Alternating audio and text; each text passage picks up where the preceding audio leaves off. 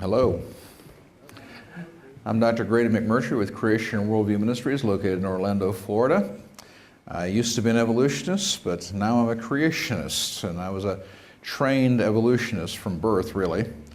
But I became a Christian at the age of 27. I became a creationist at the age of 28. It's been a very interesting journey, but for the last 34 years I've been traveling the world on 5 continents, working in 20 languages as a teaching missionary, talking about the truths of creation versus evolution. And so what I want to share with you concerns the age of the earth, the age of the universe.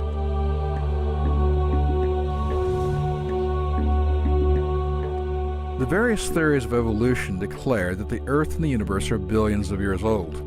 Evolutionists say that we are just the result of a cosmic accident, that we are just thinking animals without specific design or purpose. In school, most of us were taught that life began by random chance chemical reactions. Yet when we see the beauty of the earth, we see the complexity of the living organisms that occupy it. Can we really believe that this is all just an accident? Throughout the world, we are presented with the evidence that calls into question evolutionary beliefs and the assumption of an old age for the earth and the universe. Over the course of this program, we will present to you evidence that will shake the foundations of the evolutionary worldview.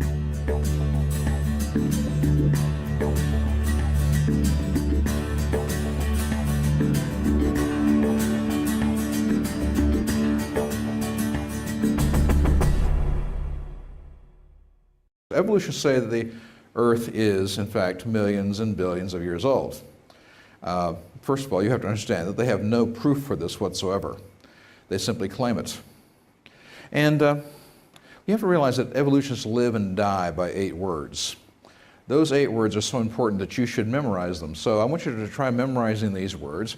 Please repeat after me. Give me enough time. Give me enough time. And anything can happen. And anything can happen. Those are the 8 words by which evolutionists live and die. We might call it the evolutionary mantra. You see, in spite of anything and everything you can show an evolutionist that evolution is not true, they will simply respond by saying, give me enough time and anything can happen. So the question must be, has there ever been enough time? Now, I was once asked to write an article for a publication. When you're asked to write articles for publications, sometimes they give you the title of the article and say, we want you to write it. Sometimes they say, pick your own title and write the article. And I was given the title. The title was to be, how do you date a rock? And my first response was, first you have to ask her. Well, some of you got it anyway. So, I mean, let's think about this. Is there anything about a rock that will tell you how old it is? Is there anything about the size, feel, shape, smell, taste, weight, mass, specific gravity, density, chemical composition? Is there anything about a rock that will tell you how old it is? And of course the answer is no. There's absolutely nothing about a rock that will tell you how old it is. As a matter of fact, I can go outside right now, pick up any rock I choose to. I can claim any age I want to for it. You may disagree with me, but you cannot prove me scientifically incorrect. You understand, I can go outside right now, pick any rock I want to, claim any age I want to for it. You may disagree with me, but you cannot scientifically prove that I'm wrong. I mean, think with me. When you go outside and pick up rocks, do they come with little white strings attached, little white tags saying, I'm 10 million years old and signed by a scientist who was there at the time? Excuse me? No. So let's think about this. Is there any way in which you can date a rock? The answer is no. There's no way that you can date a rock. And so what we want to talk about is, are the earth and the universe really billions of years old, or are they, in fact, young? Now people will say, well, you know, the earth is old. It all came from a big bang. Supposedly this big bang occurred some perhaps 20 billion supposed years ago. But is the earth and the universe really 20 billion years old, or can you really trust the Bible to tell you the truth that it was created just 6,000 years ago? Now, you say a young earth, young universe, and people will say, but wait, doesn't it have to be old? Because, and they will say things like, doesn't it take millions of years for rocks to form or for diamonds to form? What about stalactites and stalactites to form? What about polar ice caps to form? What about thousands of feet of rock layers to form? I mean, doesn't that take millions and billions of years? Or what about deep canyons to be cut into rock layers? What about dinosaur fossils to form? Doesn't that take millions of years? Or perhaps they say coal. Doesn't it take millions of years for coal to form? Or wood to fossilize? And the big one always is, doesn't it take millions and billions of years for light to reach us from distant stars? I mean, that's the big one that everybody asks. But I say it all has to be young. I say it all has to be young because. Now, I always like to start with something for the ladies. Now, ladies, this is a piece of opal mineral, rock. This is dug by hand from Australia, and that's a nice stone, right? Oh, come on, ladies, that's a nice rock, right? Now, that's a piece of natural opal from Australia. This is a piece of man-made opal from Australia. Under an electron scanning microscope, you can't tell the difference. But this artificial man-made opal was grown in that jar right there. Have I got your attention? You see, this is a natural piece of opal stone mined in Australia by hand. We want to take a look at, does it take millions of years for gemstones like opals and diamonds to form? And what about gold to form? Well, this is a natural piece of opal. This is a man-made piece of opal. It was grown in this jar right here. You can actually see it growing right there in that lens. And it only took 3 months. Have I got your attention? You put the right chemicals in a jar, stick it up on a shelf, and you can grow an opal in 3 months. Now, I want to assure everybody here, if you have opal jewelry, it's real. This gentleman is a Christian, a creation-believing scientist. He only does this as a laboratory experiment, but he's found out how to do it. But he doesn't sell them. He doesn't put them on the market. He doesn't flood the market with these things. But it only takes 3 months to get an opal. Or how about that rock right there? Come on, ladies, that's a nice rock. Oh, come on, that's the Hope Diamond in the Smithsonian. That's a nice rock, right? Yeah. But everyone should say it takes millions of years to form diamonds.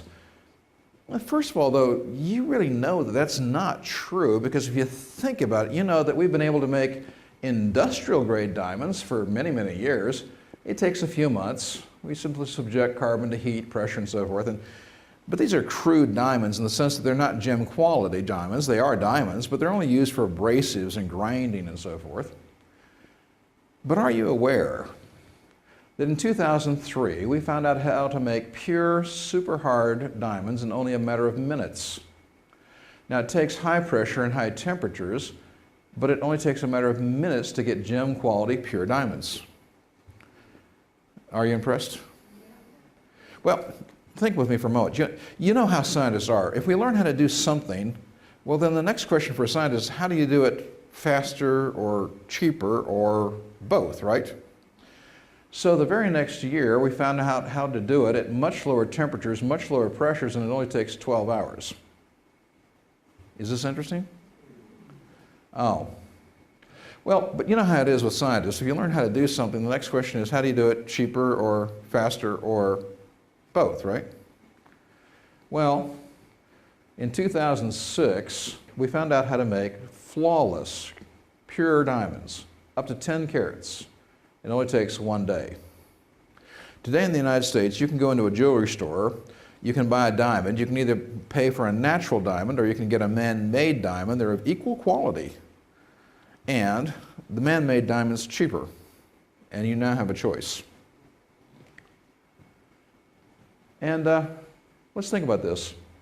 We now know that kimberlites, which are what you find diamonds in, actually come up from deep inside the earth at about 9 miles an hour. It only takes about 12 to 30 hours for this material to come to the surface of the earth. We found that out in 2000. And this is another report, 1999, showing that, again, it only takes about 2 to 8 hours for these materials to come to the surface of the earth. So I guess it really doesn't take millions of years to get a diamond. Is that correct? Have I got your attention? Well, what about gold? I mean, doesn't it take a long time for gold to form in nature? Well, actually, no. The massive Lihur gold deposits in Papua New Guinea could have formed in, quote, as short as 5 hours, unquote, claims geologist Greg Hall. That's January of 2007. Here, in a report that actually goes back to 1985, water sampled from over half a mile down by these geochemists contained, quote, 1,000 times the highest concentration of gold ever recorded in the surface waters of hydrothermal systems, unquote. But this was found at a geothermal power plant in New Zealand back in 1985. Today, we now think that there's approximately 53 pounds of gold being deposited in this gold mine while it's being mined. Well, 53 pounds of gold is no shabby, right? And what about stalactites, stalagmites? I mean, doesn't that take millions and millions of years to form? I mean, think with me for a moment. When you go to places, the caves, and limestone caves that have stalactites, stalagmites, don't they say to you, oh, it takes 10, 20 million years to get a cave like this? Is that right? And the other thing they say is, don't touch that. Right? Come on, they say, don't touch that. It'll take 1,000 years to grow back, right? Well, I'd like to see if it really does take 10, 20 million years to get a limestone cave like this. I'd like to see if you touch it, does it really take 1,000 years to grow back? Now, we're looking at, do stalactites and stalagmites form slowly or fast? Now, this is a photograph of some Mayan pottery made in the Americas. We know it was made about 700 AD. But in this photograph, you'll notice right here, this is a stalagmite coming up from on top of the pottery. Is that correct? So let's think. Here's this stalagmite on top of the pottery, so that means it formed in less than 1,300 years. Is that right? So if it only takes 1,300 years for this stalagmite to form, I really don't think it takes 10, 20 million years, do you? Not really. There you go. Or how about this? Now this comes from Australia. This is a man-made tunnel. We might call it a man-made cave. It was dug 160 feet deep into a basaltic or a volcanic hill in Australia in 1857. But here you see this beautiful flowstone. Here you see these stalactites coming from the ceiling. Now let's think. This photograph was taken in 1997, so it only took 140 years for these formations to form. So I don't really think it takes 10, 20 million years to get a limestone cave. How about you? Oh, come on, can y'all say not a chance? A little louder. Not a chance. Very good. And evolutionists will tell you, well, the polar ice caps contain perhaps a quarter million years of accumulated ice and snow and so forth. As a matter of fact, they will tell you that you can see the little lines in the polar ice caps and say, you can see 200, 220,000 lines there and so forth. First of all, that's not true. It's actually a lie. I want you to think with me for just a moment. How many of you have opened up a refrigerator freezer door and you've seen two ice cubes flowing together in the middle of the freezer?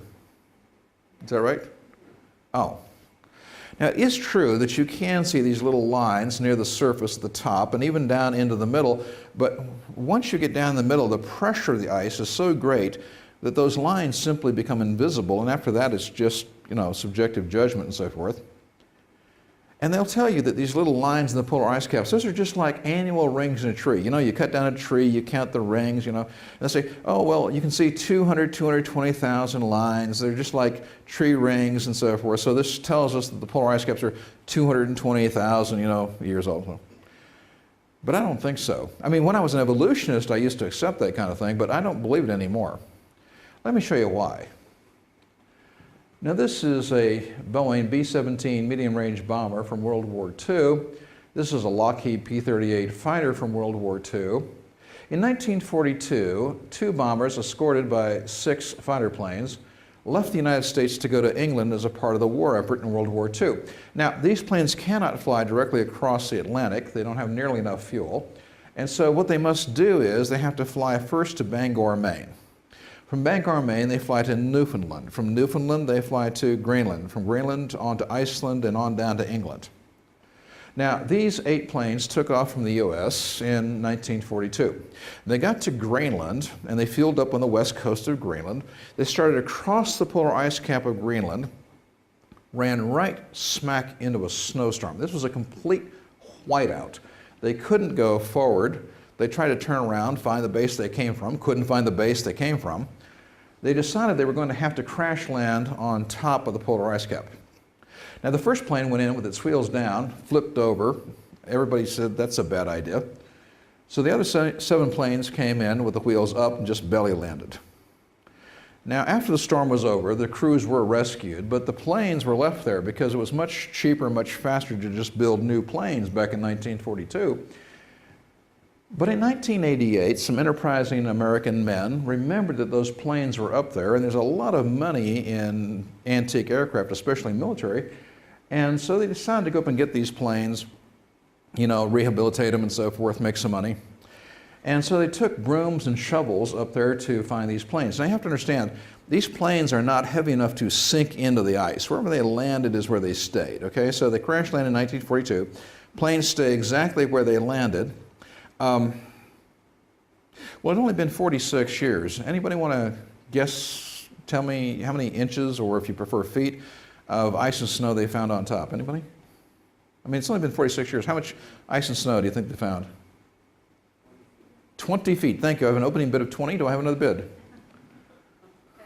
10. Okay, we have a bid of 10 feet, 20 feet. I'll take one more bid. 50 feet. Oh, my goodness. Well, I have to stop the bidding because all of you are just a little low. You see, what we actually found was 250.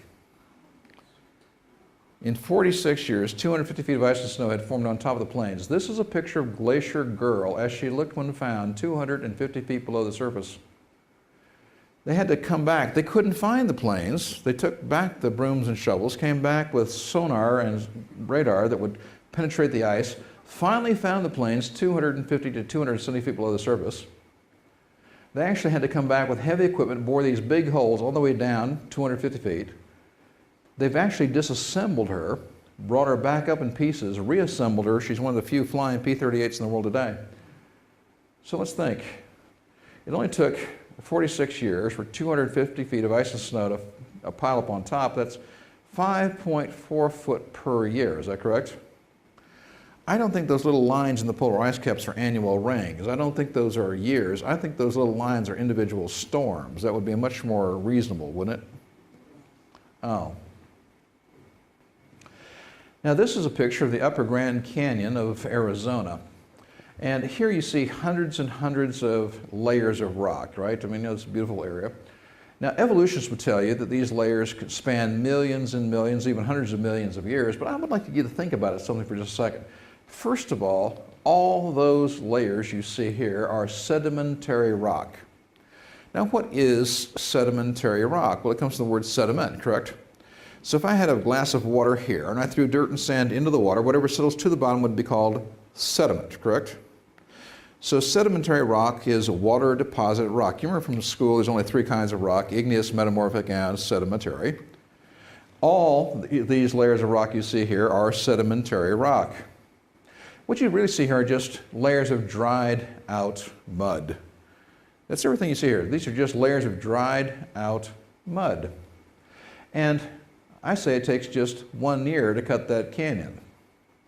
That these are just the wet mud layers laid down by the flood of Noah, that this whole canyon was cut in just 1 year. Now, of course, you could argue with that, but let's just take a look at it. This is a picture of the south wall of the Grand Canyon taken at sunrise from several miles away. This is the Colorado River. Now, when you see these layers, you see hundreds and hundreds of layers here, is that correct? But they're all layers of dried out mud. Now, if you were to believe that all these layers came from individual floods, you would have to believe that about 1,000 floods of roughly equal depth occurred one after the other exactly the same way, covering hundreds of thousands of square miles. Now, does that even seem acceptable? That's a little tough, right? And I would like you to think about something with me for a minute. A good scientist always asks two questions. The first question is, what's there? Meaning, when I make a scientific observation, I have to adequately and accurately describe what is present, what is there. But the second and more important question in science is, what is not there? You often learn more by asking the second question than the first. Now, let's ask ourselves the two most important questions in science concerning the Grand Canyon here. What is there? Well, we have hundreds and hundreds of layers of dried out mud. Now, think with me for a second. If each of those layers was laid down by an individual flood, then there would have to be some time for each layer to be exposed before the next layer was deposited on top, correct? Right, if it's one at a time, one layers, then there's a time of exposure, then a second layer, time of exposure than a third layer, right? Now, if that were true, if each of these layers here seem flat, although they're not flat, they actually undulate and they twist and turn and meet each other at a 90-degree angle. And if you go to the north side of the canyon and you go up the North Kaibab Trail, there's a place where you can actually see one kind of sedimentary rock completely surrounded by another kind, like a donut, but the donut is surrounded by the kind of dried out mud that's in the middle. Well, if each of these layers is supposed to represent different ages, that each one was laid down, there was a period of time of exposure between the next layer being laid on top, then please tell me, why are there no soil horizons between the rock layers? I mean, if the rock layers had been exposed, we would expect some weathering, we would expect some of the rock to turn into soil, is that correct? But there's no soil horizons between the layers. Why are there no V-shaped erosion marks in the layers? I mean, think with me for a minute. If you have a layer deposited, rain falls, starts to etch a V-shaped erosion mark into the layer, then the next layer comes in, is going to fill that in, it's going to preserve it, is that correct? But there are no V-shaped erosion marks in these layers. There are no animal holes, there are no root holes. That's all missing. So what does that tell you? It tells you that all of those layers of dried out mud occurred in one year by a big flood called the Flood of Noah. And because there's no soil horizons, V-shaped erosion marks, animal holes, or root holes in the layers, it proves they were all deposited at one time.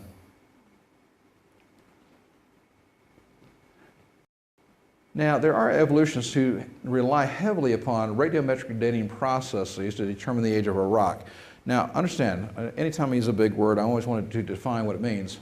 What does the word radiometric mean? Well, it means the use of radioactive materials to supposedly measure the amount of time since an event has occurred or a creature lived. You've all heard of carbon-14. Maybe you've heard of uranium, lead, potassium, argon, rubidium, strontium.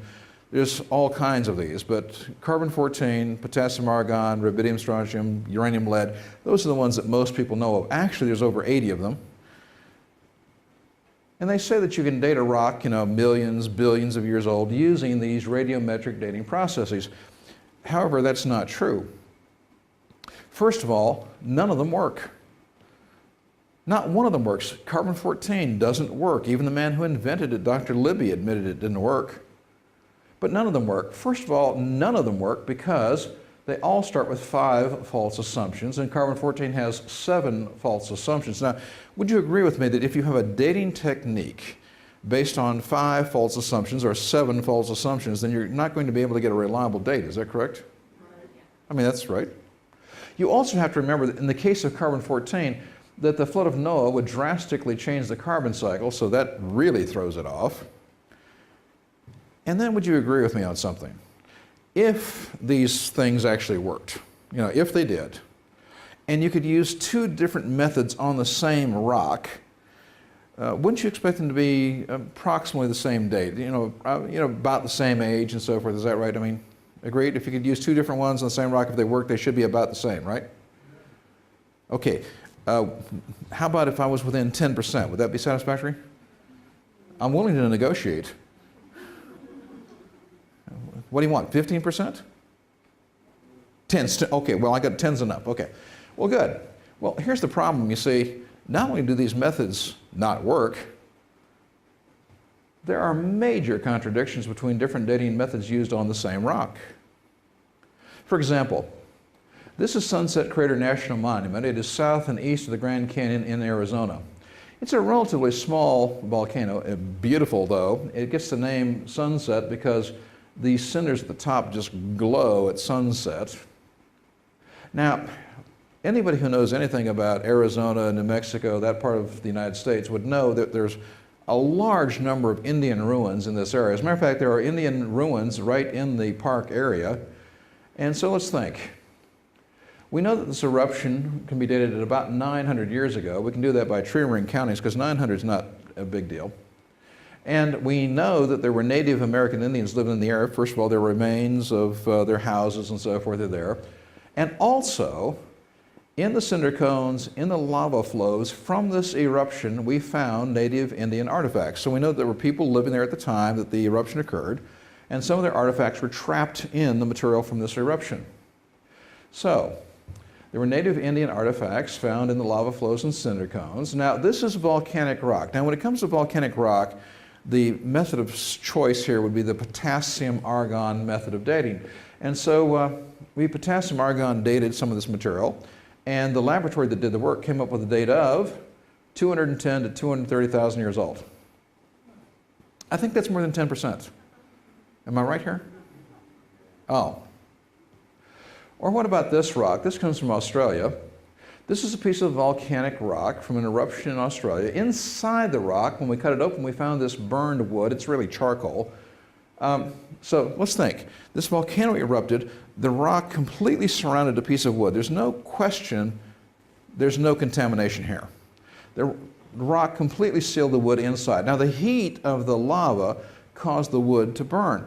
And so we were left with basically charcoal inside the rock and lava rock on the outside. Now, of course, since this is charcoal, you would use the carbon-14 dating technique.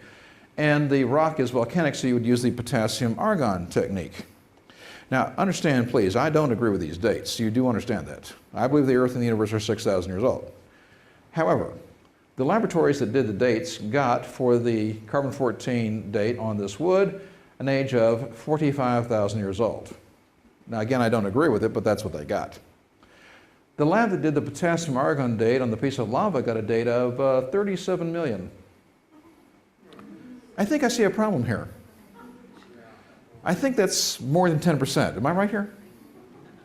Oh. Now, ladies and gentlemen, I'm particularly proud of this particular one, so I want you to take careful attention. Let's go back to your 1801, Hualili, Hawaii, on the big island of Hawaii. Now, you know the Hawaiian Islands are just volcanoes that stick out of the water, right? So I want you to think about this. So the volcanoes of the Hawaiian Islands are just coming up from the ocean floor, sticking out of the water here, 2.6 miles and higher here. But here are these volcanoes in the Hawaiian Islands. Now, in 1801, there was an eruption of one of these volcanoes, and the lava flowed from the top of the mountain, down the side of the mountain, into the ocean water, went all the way down the side of the volcano, all the way down to the ocean floor, 2.6 miles down. Okay? Now, people were there to see this eruption occur in 1801. Now, I'm kind of proud of this, so I want you all to pay close attention to this. Okay? Are you ready? Come on, are you ready? Okay. In 1801, there was an eruption. You missed it, didn't you? Come on, I'll show it to you one more time, okay? In 1801, there was an eruption. Now, you're all supposed to say, ooh. See, I'll show you one more time. See, in 1801, there was an eruption. Ooh. There you go. Well, we got the bright idea. Let's send a robot down and test this lava flow for the age using the potassium-argon method. So we sent a robot down. It went down 0.8 of a mile, got a 0 million years old. Now, first of all, that is correct, because think with me for a second. It was only 200-year-old material. Potassium-argon is not good on hundreds, thousands, hundreds of thousands. It's only good on millions. And so if this material is only 200 years old, then 0 million is correct. Everybody with me here? We got the bright idea, though. Let's take the robot, let's go down 2 miles, took a sample, got a potassium-argon date of 12 million years. Said, well, that's interesting. Let's send the robot all the way down to the ocean floor, 2.6 miles down, took a sample, got a potassium-argon date of 21 million. I think I see a problem here. How about you? These methods do not work. None of them work. They all start with 5 false assumptions or 7 false assumptions, and none of them work. Well, let's go on. This is my favorite kind of fossil. Now, my favorite kind of fossil is called a polystrate fossil. Now, again, when I use a big word, I always like to explain what it means. All of you would know the word poly means many, correct? Now, straight, strat, stratum, this all refers to layers. And so a polystrate fossil is any fossil which penetrates through 2 or more layers of the fossil record. Now, they are usually tree trunks, but they're often bone. But any fossil that penetrates through 2 or more layers of the fossil record, they are usually tree trunks, but they are often bone. Now, here you see in this photograph from Australia, many, many layers. Is that correct? Everybody see the polystrate tree trunk? Well, if you can't, it's right there. But what's particularly interesting about it is this. First of all, it's not petrified, it's coalified. This is a tree trunk turned to coal, but you'll notice it has no roots and no tops. It's just a log. Is that correct? Kind of tells you it didn't grow there, doesn't it? Well, let's think about this. How did coal form anyway? I mean, how many of you remember being taught in school the old swamp theory of coal formation? They used to teach us in school back, when I was in grade school. They used to say, there were forests and swamps covering the earth 360 million, suppose, years ago at the time of the Carboniferous period, that these trees grew up in these swamps and they fell over and died, and they built up in the water of the swamp. And because there's so little oxygen in the swamp water, the trees piled up one on top of the other, and that's how we got coal. Does that sound at all familiar? But nobody teaches that anymore, at least not any honest evolutionist, because they all know it's not true. You see, first of all, let's take a little look. Here you see some small coal layers or coal seams, is that correct? But first of all, think with me. Do you notice it's flat on the bottom and flat on the top, is that correct? So first of all, does anybody here see roots coming down from below these layers? No roots. It's flat on the top, flat on the bottom. Number two, you only find natural gas, coal, and natural oil between layers of sedimentary rock. Now, what is sedimentary rock? That's layers of dried out mud, is that correct? So you only find natural gas, natural coal, natural oil between layers of dried out mud or some kind of sandstone. But there's something else here too. Notice right here. See how this coal seam forks right here? At the fork right there? Well, once they started realizing that, they started realizing the swamp theory simply wasn't true, and they stopped teaching it altogether. Now, this is a pure layer of anthracite coal. Now, anthracite coal is the hardest, densest, blackest, bestest coal there is. Anthracite coal is the really good stuff. Now, this comes from our state of Michigan. But this is about 1.5 to 2 foot thick layer of pure anthracite coal, the really good stuff. Now, let's think. To get anthracite coal, you have to have 10-foot thick layer of plant and wood deposits compressed down to 10 to 1. Okay, so it takes 10 feet of material compressed to 1 foot to get hard anthracite coal. Now, if you take 10 feet and you compress it maybe 3 to 1, you get soft coals like lignites, and 5 to 1, you'll get soft coal, and maybe down 5, 7 to 1, you'll get bituminous coals and so forth. But it takes 10 to 1 compression ratio to get anthracite coal. However, in our state of Utah, we have a pure layer of anthracite coal 200 foot thick. Now that tells you there had to be a layer of logs and vegetable material 2,000 foot thick there at some time in the past to be compressed down to 200. Is that correct? I would suggest to you only a worldwide flood could do that.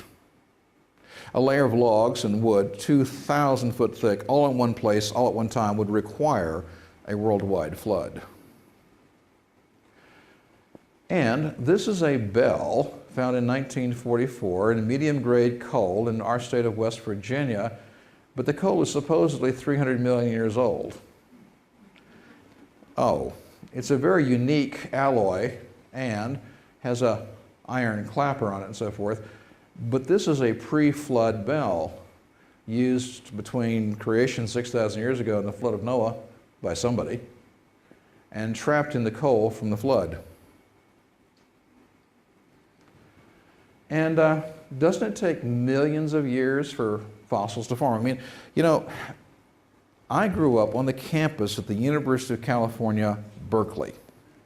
Now, I did that because my father was a student at Berkeley. He got his degrees at Berkeley. He went on to become a professor at Berkeley, at one time a secretary to the president. And I actually grew up on the campus of the University of California, Berkeley. Now, that's the bad news. Here's the good news. The good news is that when I was not in the California public school system learning evolution in elementary school, well, I was in the paleontology laboratories at the University of California, Berkeley, learning about dinosaurs, fossils, and evolutionary theory from PhDs when I was just in elementary school. I learned about this so well that by the time I hit the 3rd and 4th grade, they used to borrow me from one class to the other, and I used to teach the other children about fossils, dinosaurs, and evolutionary theory because I knew more about it than the teachers did. That's an absolutely true story. Now, they taught me back in those days at Berkeley that it takes millions and millions of years to get fossils. They told me that dinosaurs, been dead for 65 to 70, up to 150 million supposed years. But I don't believe that anymore. I don't. Now, here's why. They say it takes millions and millions of years for fossil to form. Is that correct? Right? Well, let me show you a fossil. This is kind of an interesting fossil. It's called a Teddybearosaurus.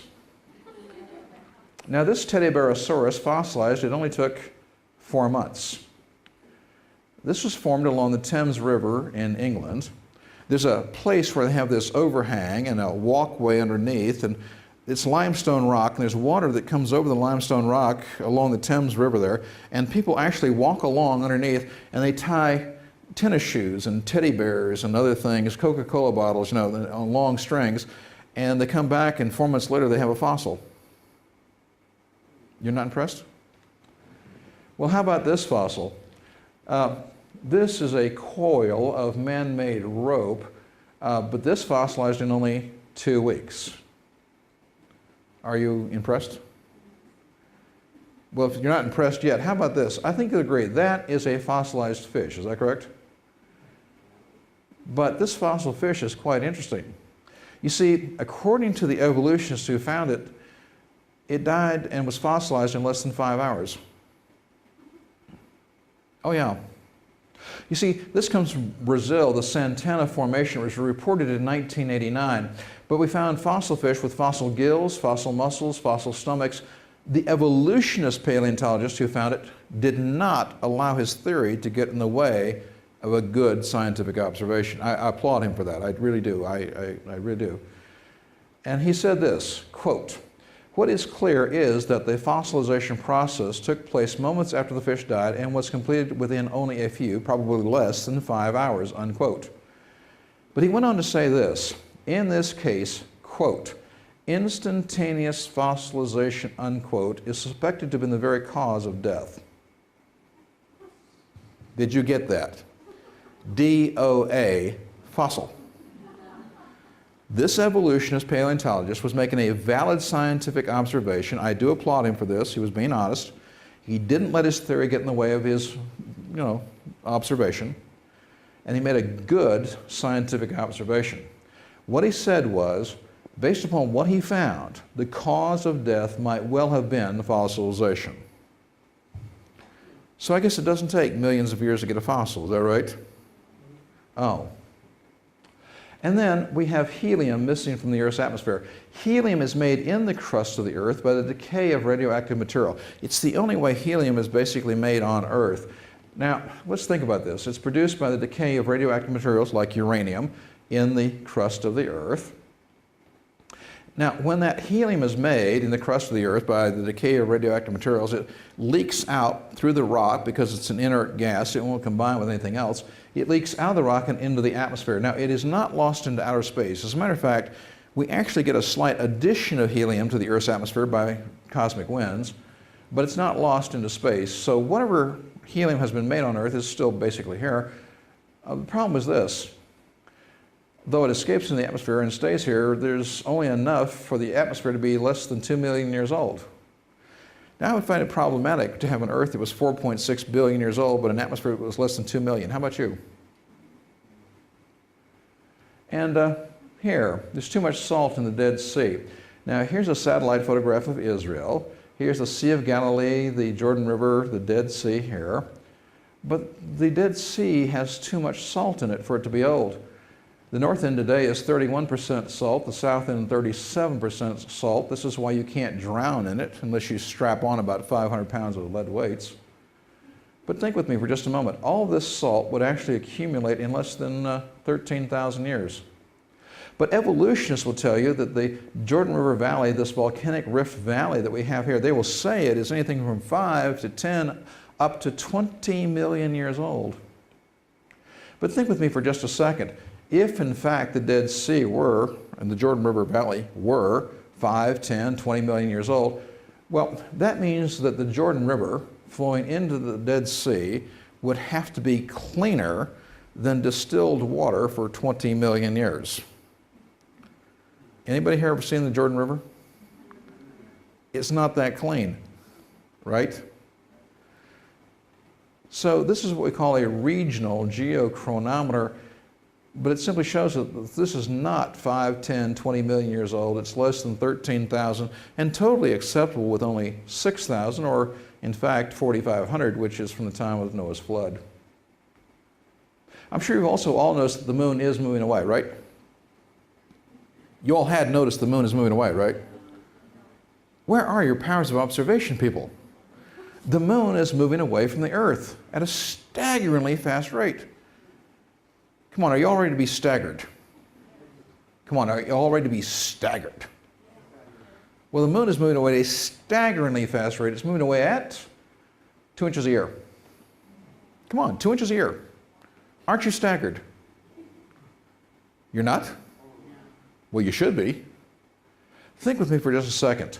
Today, you don't have to believe me. Today, you can prove this in a laptop computer, desktop computer at home or the office. The moon is moving away at 2 inches per year. Now, do any of you remember something called the law of gravity? Come on, you all do remember something called the law of gravity, right?